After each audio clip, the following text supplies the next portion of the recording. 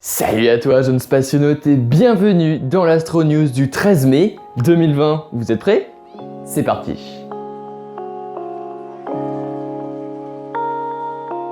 Et on commence cette Astro News avec la date du lancement de Démo 2 de la Crew Dragon de chez SpaceX.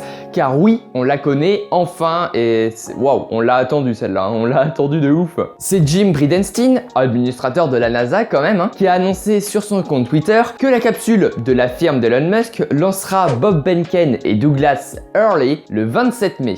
Ça va être le premier vol habité à partir du sol américain depuis le retrait des navettes spatiales en 2011. Bon, on l'a vu donc que SpaceX avance très vite sur les tests pour permettre à la NASA de redevenir indépendante pour envoyer ses astronautes vers l'ISS. Mais la deuxième entreprise qui a été sélectionnée par la NASA pour faire le même boulot, eh bien c'est Boeing. Sauf que cette entreprise, a plus en plus de retard. Voilà, elle a développé la capsule CST-100 Starliner, mais elle a fait son vol de test en décembre 2019 et à cause d'une erreur logicielle, la capsule n'a pas pu s'amarrer à l'ISS comme il était prévu. Elle a dû redescendre sur Terre. C'est un test qui a été pas vraiment abouti et Boeing montre son ambition quand même pour faire un deuxième vol de test pour être sûr qu'il n'y ait vraiment aucun problème, parce que là on parle quand même d'emmener des astronautes dans une capsule vers l'ISS, dans l'espace, donc faut mieux ne pas avoir de problème et être sûr le jour J. Voilà. Donc c'est pour ça que Boeing a annoncé peut-être de faire un deuxième vol de test dans les prochains mois, donc c'est une affaire à suivre bien évidemment. Bon, on quitte la Terre pour aller vers son satellite naturel, et oui, puisque la NASA a annoncé son ambition de construire un radiotélescope sur la Lune. Et pas n'importe où, non, dans un cratère de près d'1 kilomètre de diamètre sur la face cachée de cet astre.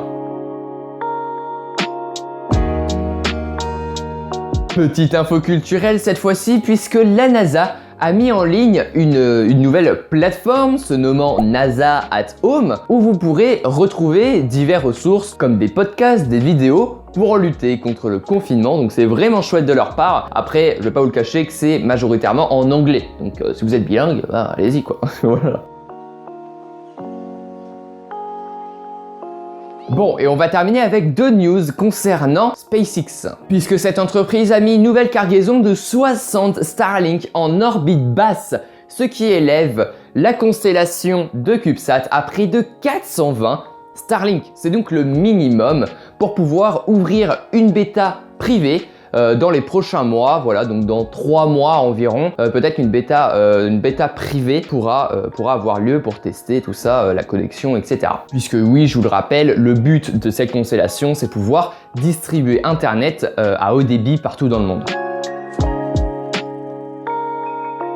Et enfin, Elon Musk nous a dévoilé sur son compte Twitter une photographie du 4e prototype de Starship, se nommant SN4, ce qui prévoit peut-être un test dans les prochains jours, les prochaines semaines. Donc ça c'est à suivre évidemment de très près. Bon, et puis on espère que ce 4e prototype ne va pas finir comme ses 3 prédécesseurs, c'est-à-dire en explosion. Voilà, on espère que tout va bien se passer. Normalement, Elon Musk nous a dit que la dernière fois c'était plus l'explosion était liée plutôt à une erreur humaine. Donc normalement, ce prototype est le bon. Voilà, on verra.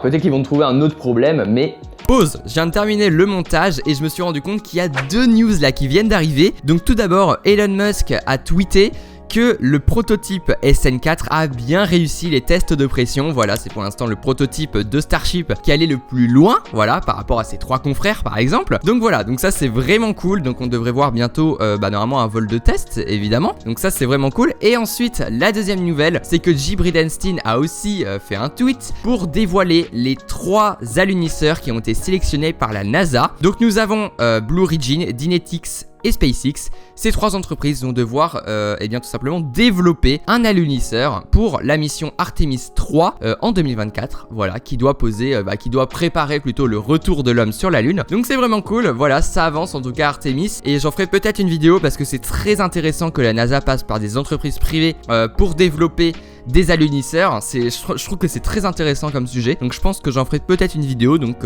eh bien activez la cloche de notification évidemment, et abonnez-vous, voilà, pour suivre ça. En tout cas, eh bien, je vous laisse avec l'outro. Et donc voilà, c'est déjà terminé pour cette Astro News. Si elle t'a plu, tu peux évidemment t'abonner, mettre un pouce bleu et mettre un commentaire. En tout cas, c'était la ref, on se retrouve à la prochaine, à plus.